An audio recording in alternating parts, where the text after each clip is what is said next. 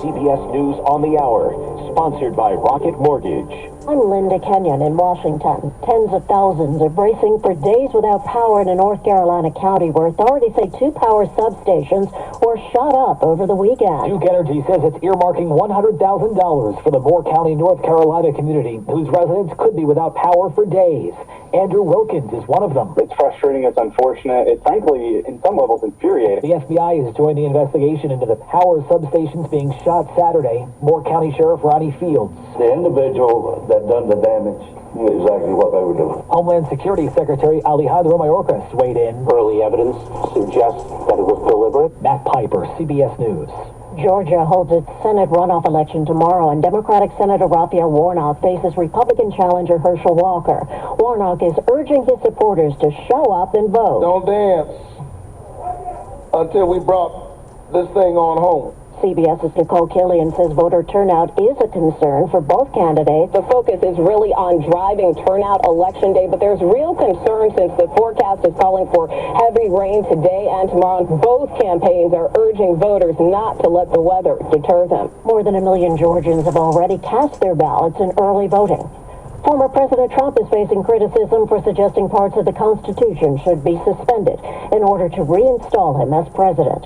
Jessica Levinson is a professor at Loyola Law School. The idea that the former president of the United States is talking about trashing our Constitution and basically tearing up the rule of law should be absolutely disqualifying. But what I think we've seen is that it's not right now in politics in America in 2022. The former president posted his statement on his Truth Social media platform. Ukraine's energy operator is warning emergency shutdowns will occur in all regions as it contends with the consequences of a new wave of Russian attacks. MTS Tayeb reports from Kyiv. Russia's frenzied attack on Ukraine today really fits into with what it's been doing for the past several weeks, which is essentially weaponizing winter. Airline bookings have eased over the past few weeks after peaking in October. Here's CBS's Jason Brooks. Bank of America says credit and debit card data indicates that airfare demand was down 5.6% during Thanksgiving week from the prior week and down nearly 9% from the same pre-pandemic week in 2019.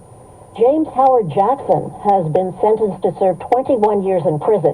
He's the man who shot Lady Gaga's dog walker and stole her French bulldogs last year. He was one of 5 men who participated in the violent robbery. This is CBS News. Well, that's today's news. Today's news. I didn't hear any good news, did you? I didn't think so. I guess it's all about perspective. The glass is half full.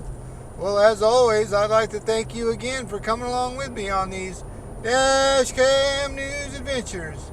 You know the drill. Peace, love, and all that hippie jazz. Bye-bye, everybody.